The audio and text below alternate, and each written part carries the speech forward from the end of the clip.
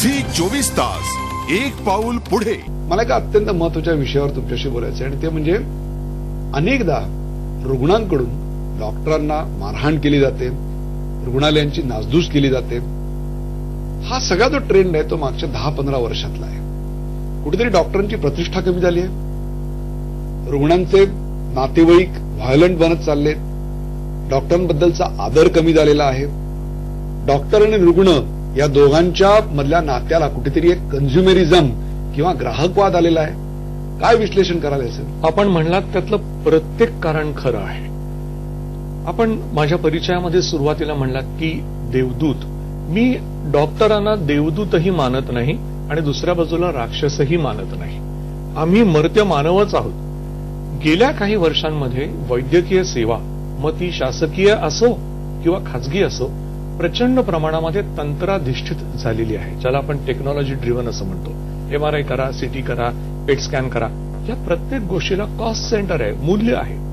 त्यामुळे पैसे हे खर्च करावे लागतातच. एकदा पैसे खर्च केले की दमड्या मोजल्यात ना आम्ही, ही भावना रुग्णांच्या आप्तेष्टांच्या मनामध्ये मूळ धरायला लागते आणि मग त्यांना असं वाटतं पैसे फेकलेत, 100% रिटर्न्स यायला आलाच पाहिजेत. वैद्यकीय क्षेत्रामध्ये दुर्दैवानी 2+2 4 होत नाही. कधी ते 3 होतं, कधी 3 होतं. ज्याच्याकडनं बरा व्हावा अशी अपेक्षा असते असाही रुग्ण एका क्षणात सोडून जातो आणि ते सत्य स्वीकारण्याची मानसिक तयारी आप्तेष्टांकडे नसते. मग समोर जो कोणी असेल, मग ती नर्स असते, एखाद्यांचा ज्युनियर डॉक्टर असेल किंवा सिनियर डॉक्टर असेल, तो मार खातो किंवा समोरची काच फुटते, समोरचा कॉम्प्युटर फेकून दिला जातो. ह्या सगळ्या गोष्टी क्षणिक असतात. रुग्णाच्या नातेवाईकांच्या मनातल्या असहिष्णुतेचं किंवा त्याही पुढे जाऊन सत्य न स्वीकारण्याच्या एका क्षमतेचं ते प्रतीक असतं.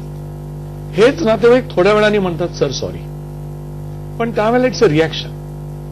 परंतु तुम्ही सगळ्या बाजूंबद्दल बोललात, पण एका गोष्टीबद्दल तुम्ही बोललेला नाही आहात आणि त्याच्यावर तुम्हाला मुद्दामून मला विचारायचं आहे की कुठेतरी डॉक्टरांनी सुद्धा आपली प्रतिष्ठा गमावलेली आहे. डॉक्टरांमध्ये कट प्रॅक्टिस चालते, गरज नसताना चाचण्या करायला सांगितल्या जातात. भले मुठभर डॉक्टर करत असतील, परंतु त्यामुळे सर्व डॉक्टरांच्या पेशाची एक प्रकारे बदनामी होते आणि ज्या एका सेवाभावी वृत्तीनं आपल्यासारखे डॉक्टर्स आज सेवा पुरवत आहेत ते सुद्धा भरडले जातात.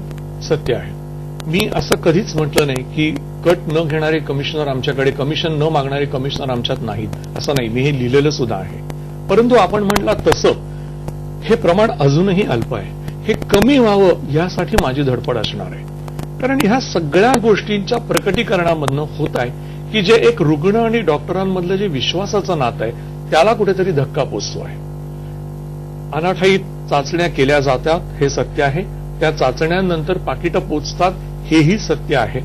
आणि अशा स्वरूपाची प्रक्रिया, एक व्यवस्था निर्माण झालेली आहे हे संपूर्णपणे सत्य आहे. पण याच्याकरता जागांचे वाढलेले भाव, आज डॉक्टर व्हायला साधारणतः 27, चांगला सर्जन तुमच्यासारखा व्हायला 28 ते 29 वय, त्याच्याही पुढचं, त्याच्यानंतर तुम्हाला एक चांगली जागा मिळायला लागते. त्याकरता डोंगराएवढं कर्ज घ्यावं लागतं. त्या कर्जाच्या ओझ्याखाली डॉक्टर दबलेला असतो. त्यामुळे इच्छा नसतानाही डॉक्टरांना अनेकदा या व्यवस्थेचा भाग बनावं लागतं. हो, सत्य आहे. आणि याची नंतर सुरुवातीला त्या घेणाऱ्या देणाऱ्या डॉक्टरलाही वाईट वाटतं. मला एका गोष्टीचं दुःख होतं की ह्याची नंतर सवय होत जाते आणि मग त्याच्यामध्ये काही गैर लोकांना दिसत नाही, किंबहुना त्याची भलामण करण्याकडे प्रवृत्ती निर्माण होते. ही प्रवृत्ती घातक आहे. मी आत्ता मध्ये एका ठिकाणी विचार व्यक्त केला होता, तोही सांगू. हे जे 30%, 20% जे काही असेल, मी त्याला थोड्या प्रकारे अधिकृत स्वरूप, मी मांडलेला विचार काही लोकांना पटला नाही, काही लोकांना तो समजला नाही. असा आहे की एखाद्या प्रॅक्टिशनरला तुम्ही जेव्हा असं काही देत असाल तेव्हा मेक इट ऑफिशियल की हे जे पर्सेंटेज आहे हे याचं आहे आणि ह्याच्या बदल्यात त्या डॉक्टरनं रुग्णाच्या प्रत्यक्ष रुग्णसेवेमध्ये सहभागी व्हावं, त्यांनी हॉस्पिटलमध्ये आमच्या राऊंड बरोबर पार्टिसिपेट व्हावं. हा रुग्ण जेव्हा घरी जाईल तेव्हा त्याचा फॉलोअप त्यांनी त्याच्या कन्सल्टिंगमध्ये पुढची फी न आकारता करावा. अशा स्वरूपाचा वेगळी व्यवस्था निर्माण करता येईल, पर्याय आपल्याला घेता येतील. एका बाजूला जर आपण सत्य स्वीकारायची तयारी आज दाखवली तर दुसऱ्या बाजूला त्याचे पर्यायही आता आपल्याला शोधणं गरजेचं आहे. मला तुम्हाला विचारायचं आहे की अलीकडे एक नवीन विचार सगळ्या डॉक्टर्समध्ये येतोय, तो म्हणजे ग्रुप प्रॅक्टिसचा. काय वाटतं तुम्हाला ग्रुप प्रॅक्टिस बद्दल? ह्याची चांगली बाजू तुम्हाला सांगतो. ज्या आता समजा उदाहरणार्थ अॅनेस्थेशिया, भूल तज्ञ जे आहेत ही एक दुर्मिळ कमोडिटी आहे.